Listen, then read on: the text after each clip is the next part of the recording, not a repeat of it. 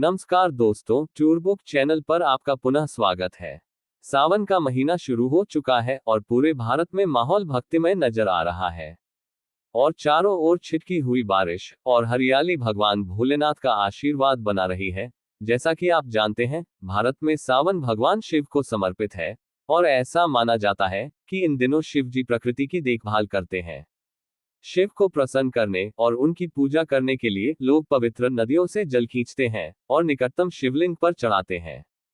कांवड़िए अलग अलग स्थानों से गंगा नदी का पवित्र जल लेकर भगवान शिव के ज्योतिर्लिंगों और लोकप्रिय मंदिरों में पहुंचेंगे और जलाभिषेक करेंगे।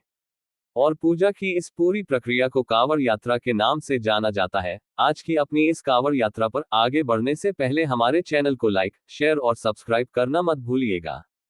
तो चलिए शुरू करते हैं। दोस्तों, क्या आप जानते हैं इस यात्रा से जुड़ी धार्मिक मान्यताएं और इतिहास क्या है? ये यात्रा कहां से शुरू होती है और किन किन मार्गों से होते हुए कहां पहुंचती है? इनमें सबसे लोकप्रिय कांवड़ यात्रा कहां होती है? कांवड़ यात्रा का पूरा इतिहास पौराणिक काल का है। मान्यता है कि इसका आधार समुद्र मंथन से है, जिसका जिक्र विष्णु पुराण में मिलता है।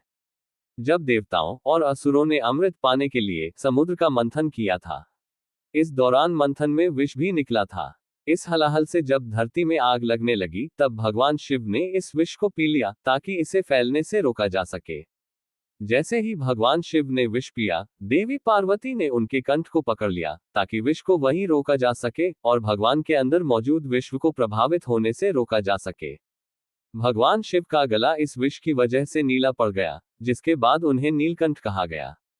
लेकिन इसके बावजूद विष का प्रभाव उनके पूरे शरीर पर हुआ।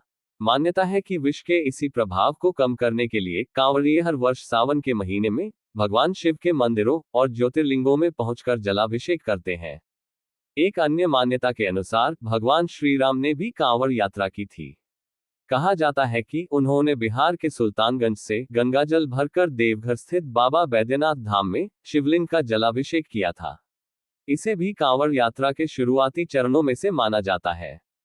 दोस्तों, वैसे तो हर कांवड़ भगवान शिव के प्रति भक्तों की कृतज्ञता के लिए होती है, फिर भी कांवड़ कई प्रकार की होती है। आइए हम आपको बताते हैं उनके प्रकार और अंतर। सामान्य कांवड़, इस कांवड़ में यात्री कहीं भी विश्राम कर सकते हैं, लेकिन उन्हें कुछ नियमों का पालन करना होता है। जैसे विश्राम करते समय कांवड़ जमीन से नहीं छूनी चाहिए और इसे जमीन से ऊपर स्टैंड पर रखना चाहिए।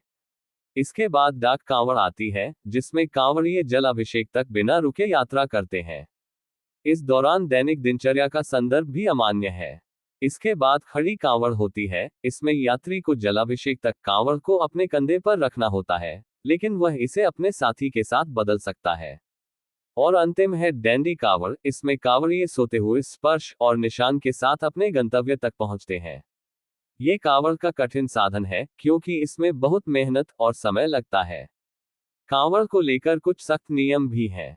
जैसे एक बार जल लेकर कंधे पर उठाए जाने के बाद कांवड़ को जमीन पर नहीं रखा जाता है। हालांकि इन नियमों में पहले के मुकाबले कुछ ढील भी दी गई है। इसके अलावा पहले 1, 2 या 4 लोग ही साथ में कांवड़ लेकर निकलते थे। हालांकि बीते वर्षों में कुछ हादसों और बाधाओं के मद्देनजर अब इस यात्रा को नियमित करने के लिए कांवड़िए 4-5 टोलियां बनाकर चलते हैं।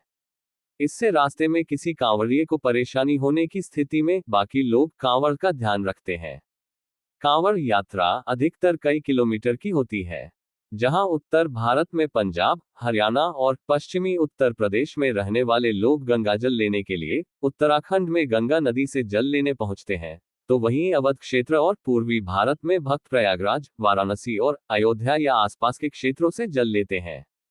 बिहार के भागलपुर जिले में आने वाले सुल्तानगंज से भी गंगाजल लेने हजारों की संख्या में कांवड़िए पहुंचते हैं। कांवड़ यात्रा के कुछ लाभ इस प्रकार हैं। ये दूर दराज के अर्ध शहरी और ग्रामीण इलाकों में रहने वाले लाखों परिवारों के लिए उत्साह और सामूहिक मनोरंजन लाती है, जिससे उनमें स्फूर्ति आती है। ये सामाजिक मेलजोल, भाईचारे और सद्भाव की भावना को बढ़ाती है, जिससे समाज में शांति का प्रसार होता है। और यह अमूल्य है, ये लाखों भारतीयों में देशभक्ति की भावना भी जगाती है। ये व्यक्तिगत लाभों के अलावा आध्यात्मिक और इच्छा शक्ति में वृद्धि और बेहतर शारीरिक और मानसिक स्वास्थ्य भी प्रदान करते हैं। तो दोस्तों, आज के वीडियो में कांवड़ यात्रा के बारे में बस इतना ही है। अगर आपके पास कोई अनुभव है तो कृपया हमारे साथ साझा करें। तब तक के लिए अलविदा।